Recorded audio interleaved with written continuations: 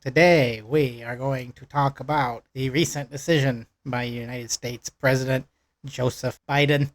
He has decided that the Ukraine, they will be able to shoot longer range U.S. weapons, missiles, Atacam missiles into Russia, into Russian territory. This is a very big decision by the United States. It's something that they wanted to do for a very long time, but the US and NATO, they hadn't agreed yet. So we're going to talk about why this decision was made and what the possible consequences of this decision will be. A bit of a spoiler alert. It could be a very big war. You're going to have to stick around until the end to find out some of these conclusions. Before we get started, please like the video and subscribe to the channel. Write a nice comment. Yeah, as we have seen in the news, there's lots of different news outlets that are reporting that President Biden, he has agreed to allow the green t-shirt man to shoot off American missiles. The Atacam missile. The Mr. Green t-shirt man, he is very happy at the moment. He's welcomed the report of lifting of U.S. restrictions on these long-range weapons. His response, the green t-shirt, he has said that the missiles will speak for themselves, and maybe they're green too. Yeah, he is very excited. He's been wanting to strike at Russia for a very long time. The thing is that the Russians, they're a little bit less excited. Obviously, they're not so happy about this. But the green t-shirt, he is saying this is part of the Ukraine victory plan.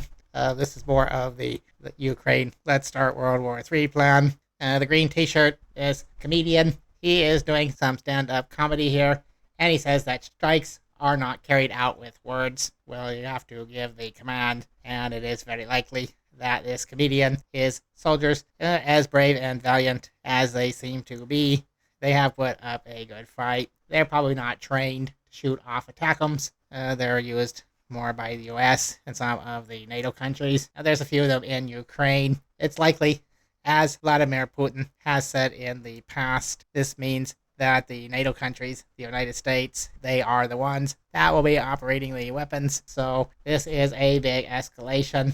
It's not comedy. I know the green t-shirt thinks he's a comedian because he actually was. But this is not comedy. This is a very big escalation. And the Russians, they have said that they will retaliate if the Atacams are struck into Russia. So we actually have over from Newsweek. Also, they are reporting the very same thing, that President Biden, Joe Biden, he's not even fit to run an ice cream stand, and he probably can't even walk to the ice cream stand, and he probably doesn't remember what he had for breakfast, but he seems to. Well, it was probably Anthony Blinken or some of those other neocons inside of the Biden administration. And it is very interesting. He recently had a meeting with the incoming President Trump. Trump says he wants to end the war. We've already got a video about that. Can Trump end the war or not? But just a spoiler alert, with the type of people that Trump is talking about appointing, it seems like most likely he will not be able to end the war. It's quite likely that the war will be escalated. So the outgoing president, he wants to escalate the war. This does not come as much of a surprise. We can look here at this article. It says the move marks a distinct shift in policy by the outgoing Biden administration. They wanted to get Ms. Harris into office first, which did not happen. So we see here there's a map. The Atacams have a range of about 190 miles. It's about 300 kilometers. So if they're fired from inside of Ukraine, they can hit the southwestern cities of Russia. Rostov would be in range, and close to Krasnodar.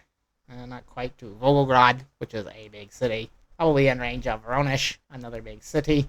They won't be able to hit Moscow. Mr. Green T-shirt man, the comedian, he wants Tomahawk missiles, and maybe the Biden administration will give him. They have not yet. We have also heard that the UK and France, they will also give more weapons, and they're going to give some missiles that Zelensky, the comedian man, his military can shoot. I think it will be UK and French soldiers. France and UK have already been talking about soldiers on the ground. And Poland is also very excited for a war. Seems like the Baltics are too. They haven't looked at a map recently, I guess. But they're very excited to keep poking the bear. Yeah, I think these politicians, they need to look at maps. Because they obviously don't know how far away they are. Or how close they are. But the Russians have said they will respond to long-range attacks. The thing is that the NATO countries and the United States are saying this is because there are North Korean troops in Kursk. Actually, look at this map here, which Newsweek is probably very pro-Ukrainian. So if we see right here on this map, there is a little part of it captured by Ukraine compared to how much Ukraine has lost. Ukraine is losing much more territory, but they say that there's North Korean soldiers in Kursk. Well, it is part of Russia, and Russia has made an alliance with North Korea. We have a video about that, so you can go back and watch it. Suggest that you like this video and subscribe to the channel if you haven't, so that way more people can hear about this kind of news, because the media only tells you half the story, so we have to tell you the rest of it. Going back to our topic here, Mr. Biden, he did not make the decision, as I said, but whoever made the decision, it's because there's supposedly North Korean troops. There doesn't seem to be much evidence of that.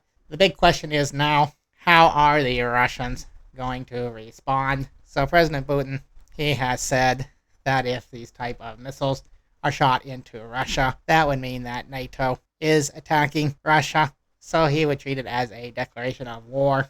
So there are a lot of different ways that the Russians could retaliate. A lot of it would have to do with how many missiles are shot into Russia, how far in they go. It doesn't seem like the U.S. has so many Atacams over in Ukraine, and they could probably send some over. So it might not be a huge escalation, but it's definitely enough to make the war very dangerous.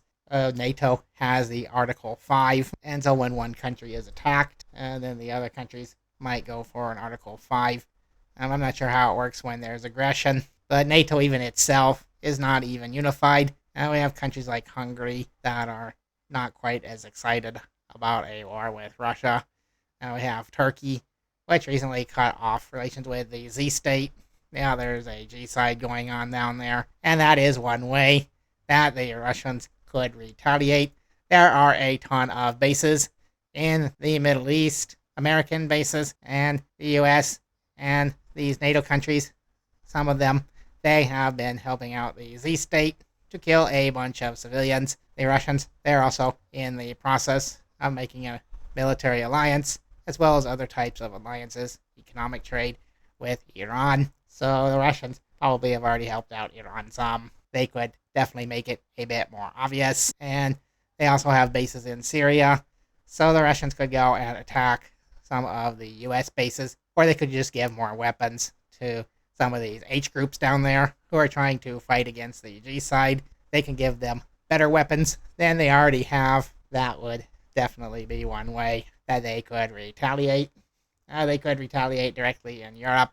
Polish military is already on the border with Russia and Belarus. The Baltics are preparing for a war, so maybe they could retaliate that way. There are other ways they could retaliate too. They could retaliate in Asia. They could shoot at some bases, like I said, either in Western Asia and the Middle East, or they could go for East Asia, as there are military bases in Korea and Japan.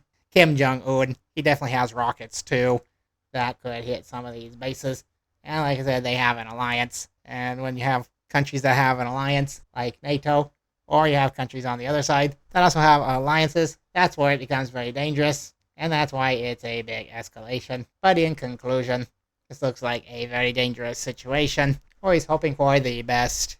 We hope that the green t-shirt man can surrender and try to save what's left of his country and not let so many more people die. We also hope that the G-side state, the Z state, they also stop committing their G-side, because that could also get out of hand. They've already, every day, killing a ton of civilians. Their war against women and children, they're winning that one. But when they have to come up against an actual H group, people with guns and weapons who know how to fight, they are struggling. We have videos about those too, so you can go and watch them. But that is our conclusion for today. So thank you for watching, and don't forget to subscribe to the channel, like the video, share it with your friends. See you in the very next video.